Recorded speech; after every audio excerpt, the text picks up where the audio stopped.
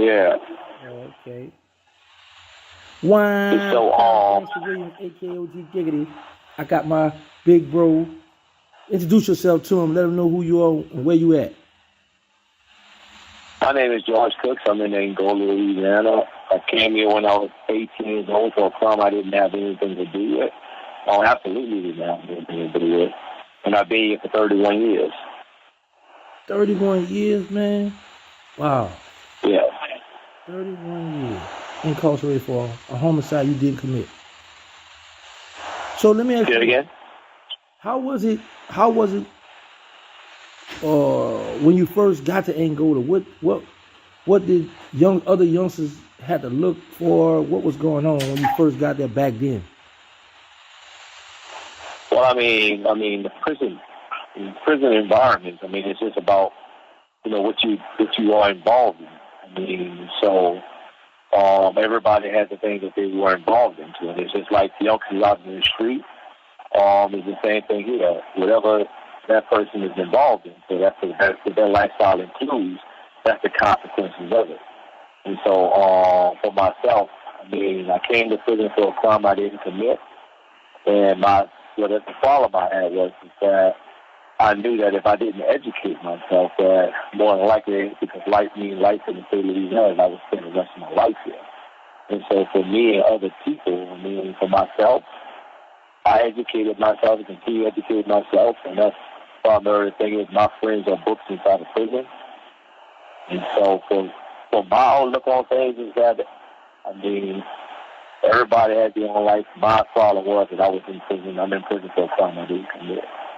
So, I mean, when you talk about other people and youngsters, I mean, my own lifestyle coming up, being young, it's hard to see the consequences of things where you just enjoying life with people.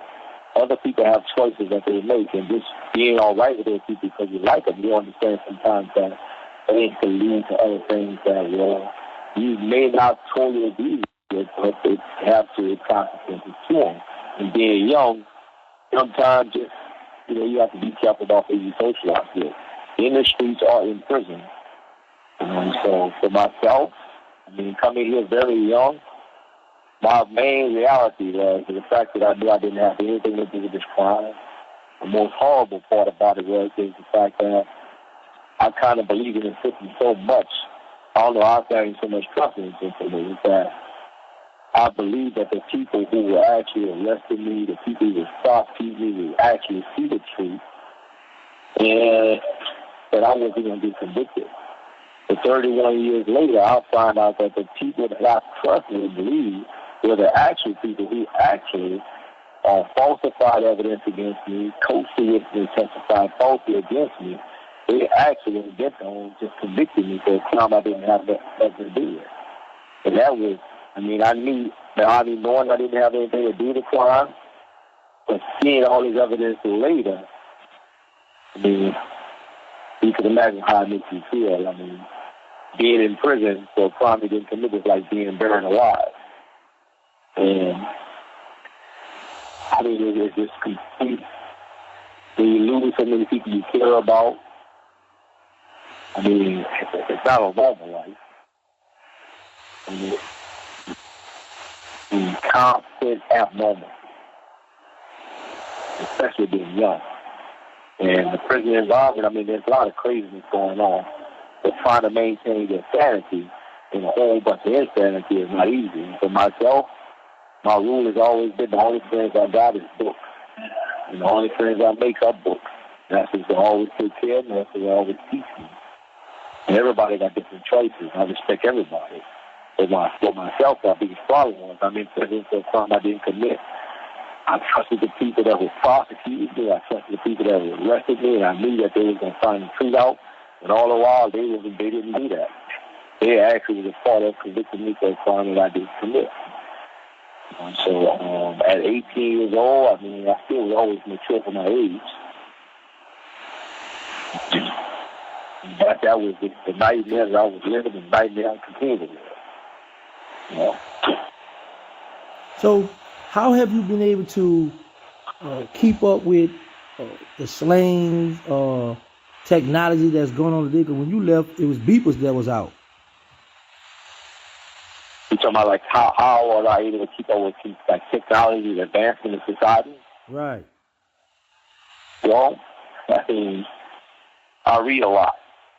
And of course, nothing is like actual experience with certain things. But from reading and then having, we are allowed to have tablets. Those things give us basic knowledge. My job here, and you have jobs actually in prison, in Angola you do. I'm a we could say, inmate lawyer, and we work through computers and everything else, so I'm computer literate. And so with computer knowledge and all that stuff, it kind of keeps me on average with the technology out in society. But everybody don't have that access to that type of access to that type of material. And then even our access is very limited. We do have Westlaw online, but that's restricted totally to Westlaw.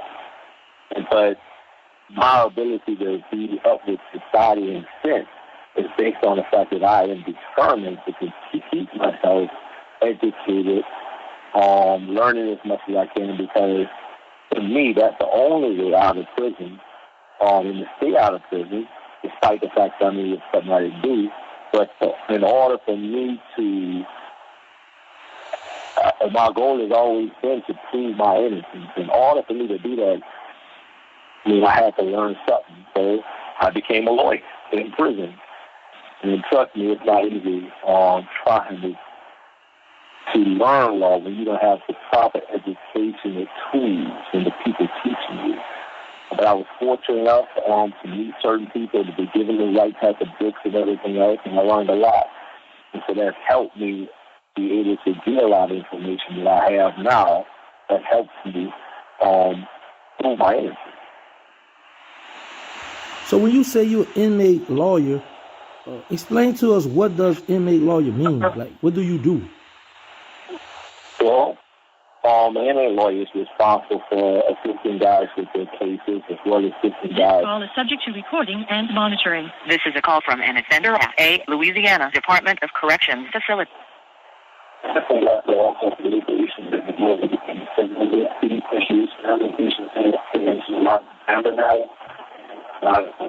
Law issues, it could be criminal issues relating to the criminal convictions.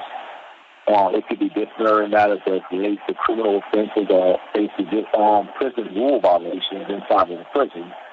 So for that, my job is basically to represent these guys in court, protect their rights, ensure all the rules and procedures are followed accordingly. That he has every opportunity to present his case based on what the right rules and within the procedure afford him. Now, for this criminal matter, basically go through a lot of training, which we have so much continually education we must have. And for criminal matters, it's our responsibility to also assist those guys with their criminal cases as much as best we can. So you telling me, if I have a fight, then, like, in the feds, if we get into a fight, we get a write-up, and we go see the little board, whatever, they sentence us to the shoe or take good time, whatever. But you telling me that you're an inmate attorney, whereas if I get in a fight, you get to represent me? Yes. Yes, because you have rights. You have rights inside the prison. That it's my responsibility to make sure that the hearing is conducted in a manner that affords you those rights. You have a right to call witnesses on behalf. You have a right to present evidence on behalf. You have a right not to incriminate yourself.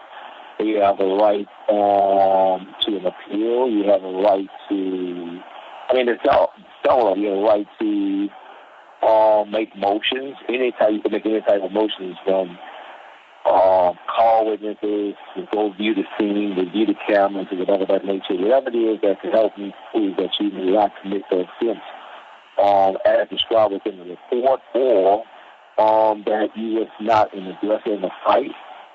Whatever it is that can help me prove it, I can make that type of motion to help in that case. Or I can make a motion that if the report does not actually meet the elements of the offense, I can actually still be dismissed. So yes, it's my job to assist them to make sure that whatever he needs done based on what they needed for him, it's my job to make sure that's done. Okay. So, what are you working on currently? Like, what you got going on now in the system? Well, for myself, I mean, right now, I do have some other cases. I'm not allowed to actually talk about other guys' criminal cases. I don't do that in my issue because without the express permission. So I'm kind of, despite we have a lot of cases at this point, we've done a lot of litigation, so I'm kind of focused on my own thing. You know, so, and, you know, with the new law that just has passed with the factual innocence and stuff like that, so I'm presenting that to the court.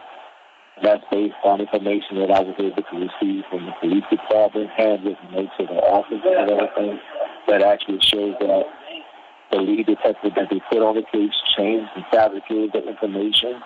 I'm able to represent a key eyewitness in our case that they withheld from us, that identifying 2 other people as the actual perpetrators. I'm actually able to represent my entire case with the showing that I'm actually innocent of the offense, and as well that they actually presented false information in my case. None of this information that was presented to the court previously to show that they obtained my conviction in violation of the Constitution. So that's what I'm dealing with for myself. But I'm not able to actually talk about guys' criminal cases other than my own. Okay. So now, 31 years in being incarcerated, do you have outside support? You know, man, so this is the most wildest thing for me. This is a call from an offender at a Louisiana Department of Corrections facility. It's the wildest thing, man, because look, man, how do you listen? Okay, I paid my attorney, fully paid my attorney, and he rips me off. You know what I'm saying? How in the world does that happen? And so, I mean, that's my family, do what they can, but this guy actually, you know, so, you know, I do, my family helped me out as many times, but that definitely got me devastated in that sense because I'm kind of mad with my attorney because he was negotiating our case with the district attorney office. And so that happened. But, you know, I have my family support, but that didn't happen now. So you can't get ripped off, you're in jail, and you can rip off by your lawyer. You know, that's definitely have to deal with that part there. And so, I mean, at that point, I'm definitely devastated by it. So I'm prominent with myself because I got my mind, and I had already did all the legal stuff with my lawyer. I did all the casework. And so basically, all you have to do is present stuff to the prosecutor's office. You can take the negotiating case. And so that definitely had me devastated. So now it's me back with my own mind presenting the case my own self. And so, yeah, that's the most. Yeah, like. You get robbed by your own attorney. Yeah, I'm dealing with that, so, yeah, man. Yeah, I got that, so, yeah. That's all, you know, family do what they can, man, with that. That's what I'm dealing with that part. So now, being incarcerated... You have 1 minute left.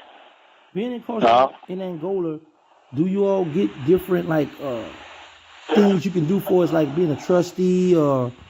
You know, going to the rodeo or something like that?